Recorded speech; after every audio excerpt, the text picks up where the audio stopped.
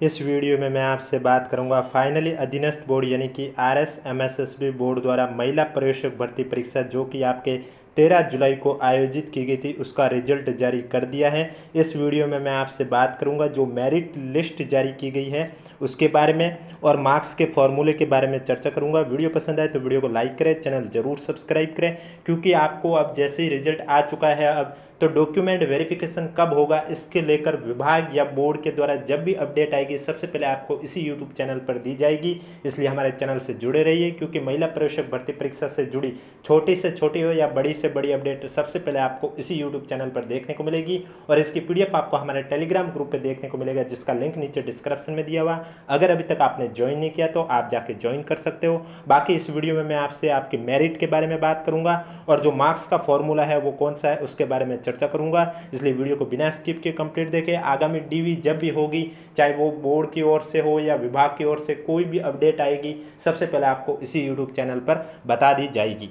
तो चलिए video start करते हैं। वीडियो स्टार्ट करने से पहले एक बार वीडियो को लाइक कर लीजिए और चैनल जरूर सब्सक्राइब कर लीजिए क्योंकि आपका जब एग्जाम हुआ था मैंने उसी दिन आपको बताया था कि इस यूट्यूब चैनल पर महिला प्रवेशक भर्ती परीक्षा से जुड़ी छोटी से छोटी या बड़ी से बड़ी अपडेट होगी वो आपको देखने को मिलेगी और वैसे ही आपको देखने को भी मिल रही है। तो चलिए आप देख सकते हैं अधीनस्थ बोर्ड यानी कि RSMSSB बोर्ड द्वारा प्रवेशक महिला सीधी भर्ती परीक्षा 2024 में उत्तीर्ण अभ्यर्थियों का वरीयता अनुसार परिणाम यानी कि उनकी रैंक भी दे रखी है कि उनकी कौन सी रैंक है और उनके रोल नंबर भी दे रखे हैं। समेकित बाल विकास सेवाएं राजस्थान के लिए राजस्थान महिला और बाल विकास सेवा नियम 1998 यथा संशोधित तथा राजस्थान अनुसूचित क्षेत्र अधीनस्थ मंत्रालय और चतुर्श्रेणी सेवा नियम 2014 के अंतर्गत प्रवेशक महिला सीधी भर्ती 2024 के कुल 209 पद, जैसे कि आपको मालूम था प्रवेशक महिला भर्ती परीक्षा है इसमें 209 पद थे जिसमें से नॉन TSP के आपके 164 पद थे और TSP के 45 पद थे।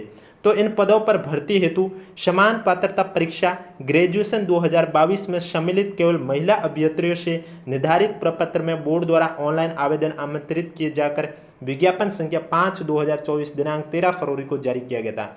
यानी कि 209 पदों के लिए इसके ऑनलाइन आवेदन है वो 13 फरवरी को ऑनलाइन आवेदन शुरू हुए थे जिसमें सिर्फ CET ग्रेजुएशन की ओनली महिला कैंडिडेट ही इस परीक्षा में शामिल होने वाली थी। 15 गुना की लिस्ट तो बाद में आई लेकिन आवेदन वही कर सकते थे जिन्होंने CET ग्रेजुएशन दी थी और ओनली फीमेल कैंडिडेट। आगे लिखा हुआ है इसी क्रम में अभ्यर्थियों द्वारा ऑनलाइन आवेदन फॉर्म में दर्ज सूचनाओं और मुख्य परीक्षाओं में प्राप्तांकों के आधार पर उत्तीर्ण अभ्यर्थियों की श्रेणीवार वरीयता सूची तैयार की गई है। उत्तीर्ण अभ्यर्थियों का वरीयता क्रम, रोल नंबर और श्रेणी निम्नानुसार है। अभी मैं आपको बता रहा हूं नॉन TSP के, TSP के और उसके बाद मार्क्स के फॉर्मूले के बारे में भी चर्चा करूंगा। इसलिए हमारे चैनल से जुड़े रहिए। अगर अभी तक आपने वीडियो को लाइक नहीं किया तो एक बार वीडियो को लाइक कर लीजिए, चैनल जरूर सब्सक्राइब कर लीजिए। कट ऑफ के बारे में यहाँ चर्चा नहीं की गई है, उसकी अगर अलग से जानकारी मिलती है तो सबसे पहले आपको इसी यूट्यूब चैनल के माध्यम से दी जाएगी। तो आप देख सकते हैं नॉन TSP में देख सकते हैं क्या क्या लिखा हुआ है। तो आप देख सकते हैं कैसे कोई रोल नंबर, जैसे कि मैंने ये मान लिया रोल नंबर, जैसे कि यहाँ रोल नंबर लिखे हुए ये 30, 27, 93 रोल नंबर हैं। कोष्टक में लिखा हुआ OBC फीमेल, सभी फीमेल है और OBC कैटेगरी की। तो ये जो रोल नंबर है उसकी जो मेरिट में रैंक आई है वो 29 रैंक आई। इस तरह से ये जो कोष्टक में दे रखा है आपको ये रैंक दे रखी है और उसके बाद जो नंबर है वो रोल नंबर है, उसके बाद कोष्टक में कैटेगरी दे रखी है। तो ये आप देख सकते हैं टोटल। इसकी PDF आपको हमारे टेलीग्राम ग्रुप पे देखने को मिलेगी जिसका लिंक नीचे डिस्क्रिप्शन में दिया हुआ। अगर अभी तक आपने ज्वाइन नहीं किया तो आप जाके ज्वाइन कर सकते हो। नॉन TSP और TSP की मेरिट कुछ इस तरह से आपको देखने को मिलेगी जिससे कि आपको अपने मेरिट का अंदाजा हो जाएगा। अब मैं बात करूंगा प्राप्तांकों की गणना आपको कैसे करनी है उसके बारे में। जैसे कि आप देख सकते हैं यहाँ स्पष्ट रूप से लिखा हुआ है कि विलोपित प्रश्नों का विवरण और प्राप्तांकों की गणना करने का सूत्र क्रमशः निम्नानुसार है।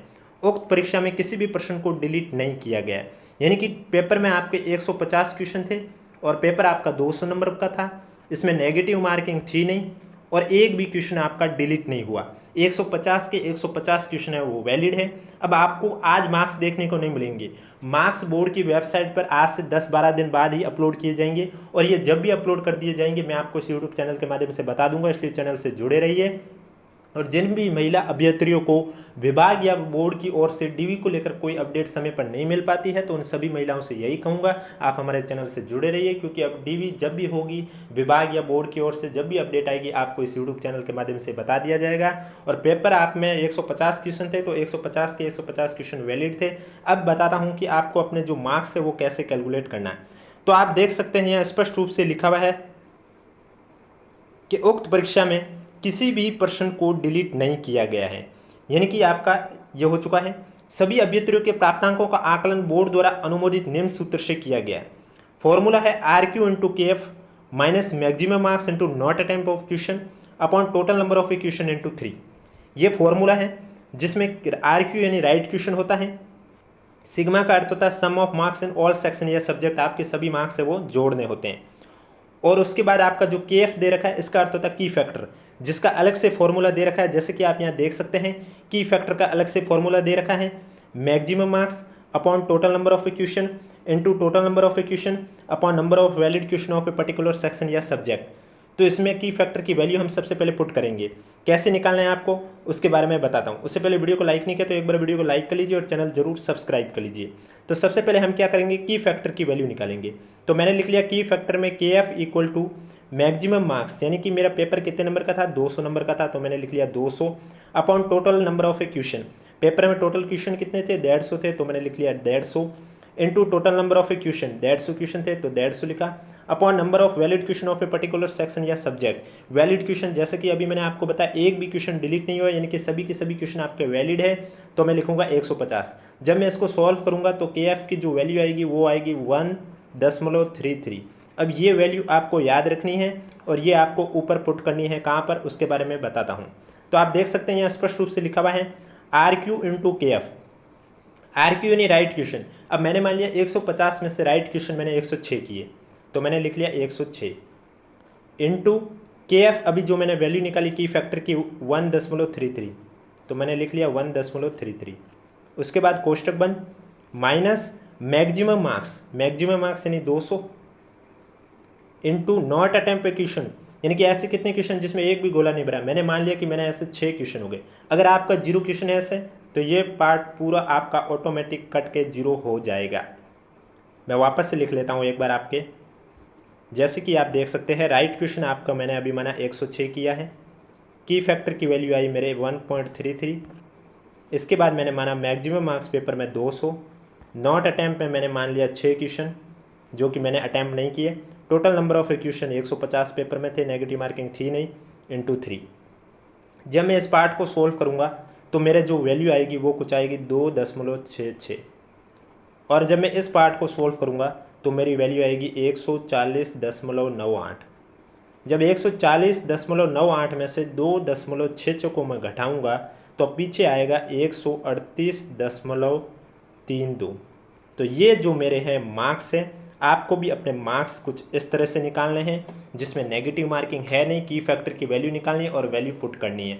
अगर आपने एक भी ऐसा क्वेश्चन नहीं है जिसमें गोला नहीं भरा, यानी कि 150 के 150 क्वेश्चन में गोले भरे हैं, तो आपको यहाँ नॉट अटेम्प्ट क्वेश्चन में 0 लिखना होगा, जिससे कि ये पार्ट आपका ऑटोमेटिक पूरा 0 हो जाएगा। और की फैक्टर की वैल्यू 1.33 है, उसको मल्टीप्लाई करना आपको जितने आपके क्वेश्चन सही हुए, चाहे 100 हो, चाहे 106 हो, चाहे 110। तो इस तरह से आपको अपने मार्क्स निकालने थे, इस तरह से आपको अपनी मेरिट देखनी थी। अब आगे लिखा हुआ है कि 10% से अधिक प्रश्नों में किसी भी गोले को अभ्यर्थी द्वारा गहरा नहीं करने के कारण एक अभ्यर्थी को अयोग्य घोषित किया जाता है। सिर्फ एक कैंडिडेट को ही इस परीक्षा के लिए रिजेक्ट किया गया है, क्योंकि उसने 10% से अधिक ऐसे प्रश्न हैं जिसमें एक भी गोला नहीं भरा है। और ये अधीनस्थ बोर्ड ने जो नया रूल लागू किया है उसमें ये पहली भर्ती परीक्षा है जिसमें इतने कम स्टूडेंट हैं जिन्होंने एक भी गोला नहीं भरा। ऐसे क्वेश्चन 10% से ज़्यादा है, क्योंकि पहले चरण में जो 7 एग्जाम आयोजित हुए हैं, 7 एग्जाम में मिनिमम 500 संख्या स्टूडेंट की होती थी, लेकिन ये पहला एग्जाम देखा है प्रवेशक महिला भर्ती परीक्षा में जिसमें सिर्फ एक कैंडिडेट था जिसका रिजल्ट रिजेक्ट किया गया है, क्योंकि उसने 150 क्वेश्चन थे तो उसमें 15 से अधिक ऐसे क्वेश्चन थे जिसमें एक भी गोला नहीं भरा था।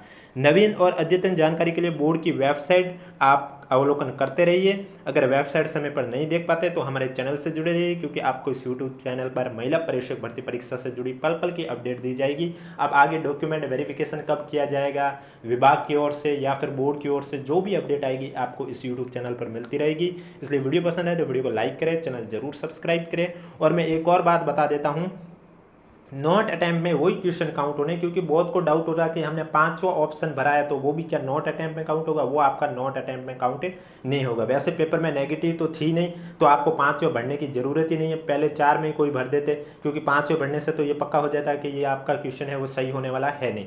तो इसलिए 5वें वाले तो यहाँ दिक्कत आई नहीं होगी, क्योंकि पेपर में नेगेटिव मार्किंग थी नहीं।